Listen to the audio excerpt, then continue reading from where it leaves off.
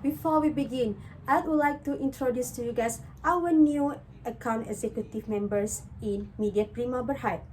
The first one is NOOR ZALIKHA binti Muhammad SHAHBUDDIN. The second one is NURIEN AMYRAH binti Abdul SHUKOR. The third one is NATASYA SYUHADA binti ROSLAN. And the last one is HAFIY bin Isa. Now, I would like to begin the presentation with the company's background of Media Prima Berhad. The company was formed in 2003 out of the demerger of Malaysia Resources Corporation Berhad, MRCB, Media Assets, namely System Television Malaysia Berhad, which run TV3, and the New Straits Times Press Malaysia Berhad, which the latter held since 1993. Next, Media Prima Berhad operates as an integrated media investment group. They are the owner of New Straits Times Press Malaysia Berhad with 3 national new brands, which are Berita Harian, Harian Metro, and New Straits Times. It is Malaysia's largest media and entertainment conglomerate with business interests in television, print, radio, out-of-home advertising, content creation, and digital media. Media Prima also the owner of Prime Studio, which are involved in film, talent, production, marketing, and animation. On the other hand, they own 4 television channels, which are TV3, TV8, TV7, and TV9. On top of that, Media Prima also own 4 broadcasting stations in the radio network, such as Fly FM, Hot FM, Bulletin FM, and 8FM.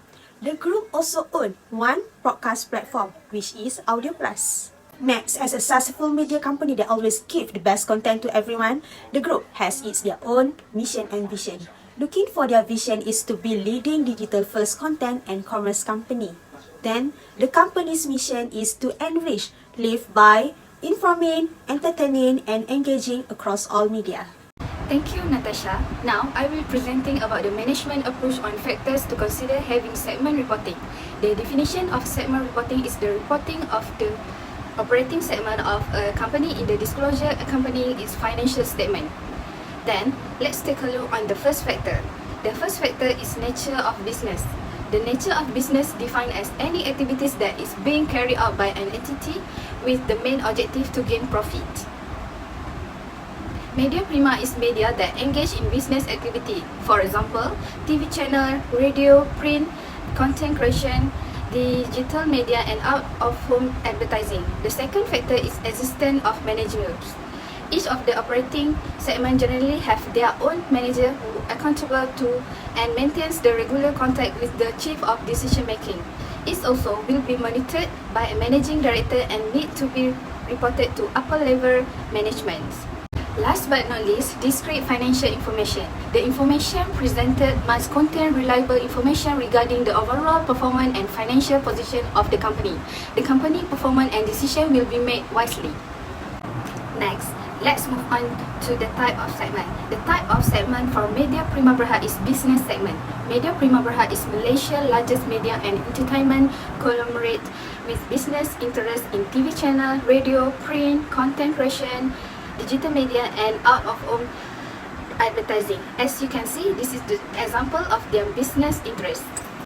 Lastly is chief of decision making and its responsibility. The chief of the decision making is a function and not necessarily a person. That function is to allocate resources and assess the performance of the operating segment. It is likely to vary from entity to entity. Chief of decision making of Media Prima Berhad is the board of director and senior management. The person on your left, he is the group of chairmen and the board of directors in Media Prima Berhad. That is Dato' Sri Dr. Syed Hussein Al-Junid. And the person on your right is Rafiq Razali, which is the board of directors and one of the senior management of the Media Prima Berhad. Here, I had listed all the new of other board of director and senior management as your reference. Next, we move to the reproduce a segmental report. To reproduce a segmental report, we must calculate the 10% threshold test and determine the 75% rules after we calculate the 10% threshold test. Then, we can construct the new segmental report. Firstly, we must calculate the 10% threshold test. 10% threshold test is very important in determining the reportable and non-reportable segment. There are 3 bases to calculate the 10% threshold test.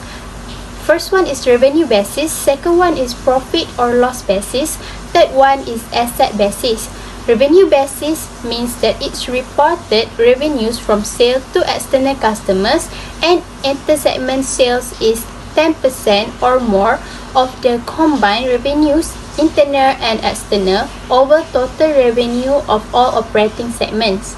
Profit or loss basis means the absolute amount of the segment's reported profit or loss is 10% or more of the greater of in the absolute amount the combined reported profit of all segments reporting profit or the combined loss of all segments reporting loss.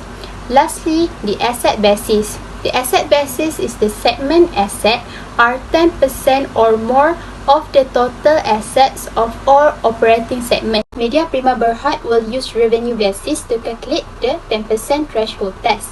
Since we use the revenue basis, so we must total the reported external and internal revenue over total revenue of all operating segments. There are 6 operating segments in Media Prima Berhad, so we test each of the segment whether it more or less than 10%.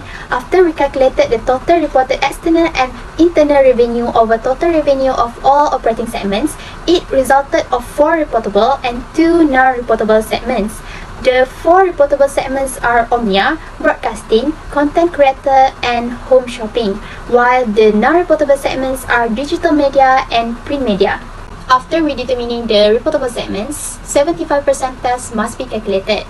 The total external revenue attributable for reportable segment dividing by total revenue of all operating segments, it must at least 75% of the total revenue.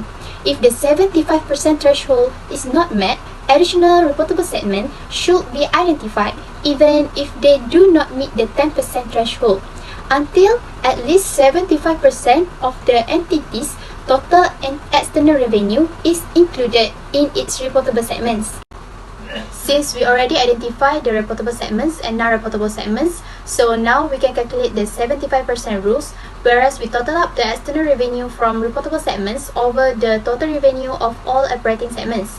The result of 75% test of Media Prima Berhad is 80.80%. So the conclusion is the amount of 80.80% is exceeding the 75%.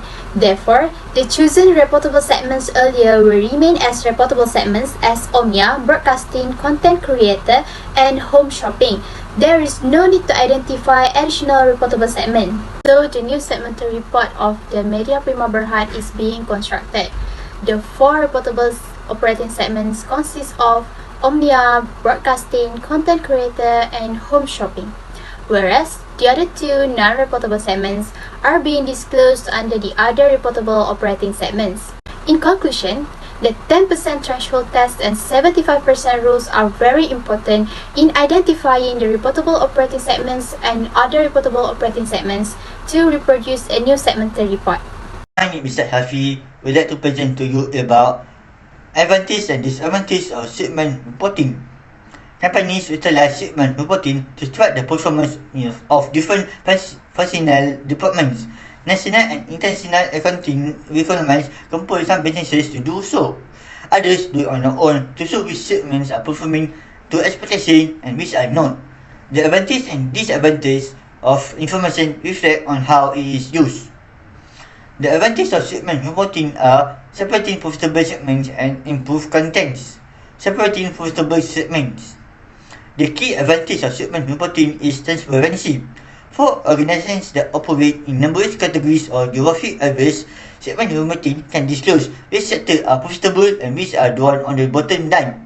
If segment reporting reveals that the company international operations are more profitable than the home operation, this could be a turning point. Is done correctly, it keeps administration from hiding unprofitable businesses. Improve contents. Segment reporting also allows stakeholders to better understand how fluctuation in overall numbers potentially affect overall decisions. If a company earnings are significantly higher than projected, segment reporting might reveal where those profits are coming from. A stakeholder can examine the same report to see if the figures are trustworthy or not. It is intended to aid investors in gaining a better understanding of the company and its future cash flow. If the company overall profitability outweighs those losses that might not show on the accounting accounts. Breaking out such numbers as a data point via segment reporting, on the other hand, can put pressure on you to lower those losses in order to boost short-term earnings. Meanwhile, the disadvantages of segment reporting are emphasis on the present and data manipulation. Emphasis on the present. Segment reporting can place too much of focus on short-term numbers. A corporation might, for example, acquire a division dedicated solely to its online work.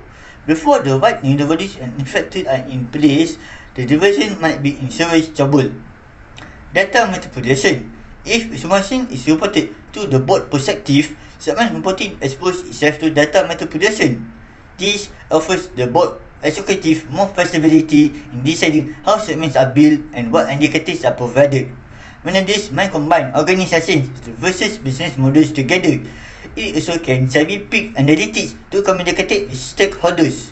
To create a more accurate image of success, losses in internet division, for instance, could be grouped with a profit from a separated profitable business unit. Next, media prima basis of preparation of the interim report is the interim financial statement are unaudited and have been prepared in accordance with Mfrs 134 interim financial reporting and paragraph 9.22 of the listing requirement Bursa Malaysia Securities Berhad. Media prima also adopt 12-month accounting period. Hence, it should be read in conjunction with the audited financial statement of the group of the financial year ended 31st December 2020 and the accompanying notes attached to the unaudited condensed consolidated financial statement. Thank you for the explanation. I will continue with some of the accounting policies that adopted by Media Prima Berhad. The first accounting policies is leases. The group and company as a lessee. Lessee are recognized as ROU, right of use asset, and corresponding liability at the date on which the lease asset is available for use by the group and company. For example, the commencement date. Right of use approach. Lessee need to recognize the right of use, which is asset, and the obligation to pay, which is the liability that created by leases in the SOFP.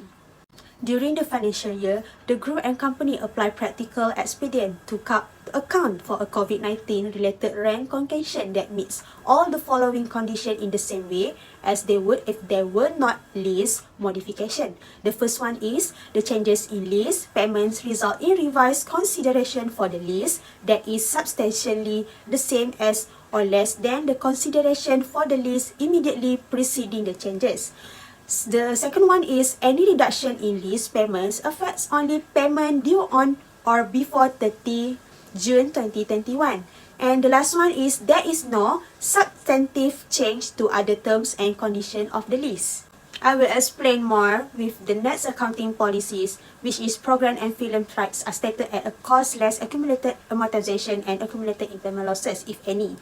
The programs and film rights are recognized after they are contracted for, after receipt of material, and after approvals are obtained from the censorship authority. Cost comprises contract, cost, and direct expenditure. Amortization is calculated as to write off the relevant portion of the cost of programs and film rights which fairly represent its relevant attached right to match against the pattern of consumption of these programs and films right. Thank you, Natasha, for the great explanations. Now, I will show you the type of interim reports. An interim report is a set of a company's financial statement for a period shorter than a financial year. An interim report can be prepared monthly or quarterly when it is required to evaluate a company's financial performance and position at any given time. For Media Prima Berhad, they prepare their interim report quarterly from 1 April 2020 to 30 June 2020. There are 5 types of interim report, which is statement of profit or loss and other comprehensive income, statement of financial positions, statement of changes in equity, statement of cash flow, and lastly, the notes to the interim reports. Now, I would like to explain to you about the period of the current and comparative of each statement prepared by us, Media Prima Berhad. The first statement is statement of financial position. The reporting period for current interim is 3 months. It started on 1st April 2020 until 30th June 2020, while the reporting period for comparative end of the year is 12 months, started from 1st January 2019 to 31st December 2019. The second statement is statement of profit or loss and other comprehensive income. The reporting period for current interim is 3 months, started from 1st April 2020 to 30th June 2020. The reporting period for cumulative year-to-date is 6 months, 1st January 2020 to 30th June 2020, while the reporting period for comparative current interim is 3 months, 1st April 2019 to 30th June 2019. And lastly, the reporting period for comparative year-to-date is 6 months, started on 1st January 2019 to 30th June 2019. The third statement is statement of changes in equity. Both for reporting period for cumulative and comparative year-to-date is only 6 months. In 2020, it started on 1st January to 30th June for the comparative year-to-date. But for the comparative is 1 January 2019 to 30th June 2019. The last and the fourth statement is statement of cash flow. Both also for reporting period of cumulative and comparative is also 6 months for the reporting period. The comparative year-to-date started in 2020 from 1st January to 30th June. Meanwhile, the comparative year-to-date started from 1st January 2019 to 30th June 2019. Next, we will proceed with two adjustments that made by the company to be included in the interim report. As we can see, here is the statement of financial position as at 31st December 2019 and 2020. Media Prima Berhad prepares its quarterly financial statement in accordance with Mfrs 134 interim reporting, and its interim financial year ends on 30th June. The financial year end of Media Prima Berhad is on 31st December. As we can see, the carrying amount of property, plant and equipment on 31st December 2020 was 210,396,000, and on 31st December 2019 was 214,823,000. The amount of inventory at cost on 31st December 2020 was at 24,090,000, and on 31st December 2019 was 6,433,000. Adjustment is made for the second quarter of statement of financial position. This is the amount before an adjustment. We will propose with two adjustments. The first one is on depreciation. On 1st February 2020, the company chose to sell one of its building with a carrying value of 650 million with a profit of 200 million. The building was purchased at a cost of 150 million. On 30th June 2020, the company acquired a new building at cost of 800 million. The company adopted a straight line basis method to calculate the depreciation, and with the useful life of the asset is 50 years. Next adjustment is on inventories. The cost of the inventories as at 31st June 2020 is 390 million. Meanwhile, the net realizable value NRV of the inventory is 300 million. On 31st December, the amount of inventory shall be recognized by using the cost of 390 million, and the value of inventory should be written off at the lower cost and the net desirable value. And the amount of inventory should be written in the soft P is 300 million. This table is after making the two adjustments showing the extract of statement financial position. The current interim is from 1 April 2020 until 30 April 2020. The carrying amount of property, plant and equipment is 1,449,713,000. And the carrying amount of inventories is 300 million. The comparative is calculated for the whole year in 2019. Started from 1 January 2019 until 31st December 2019. The carrying amount of PPE is 246,823,000. The carrying amount of inventory is 24,097,000. That's all from us. Thank you.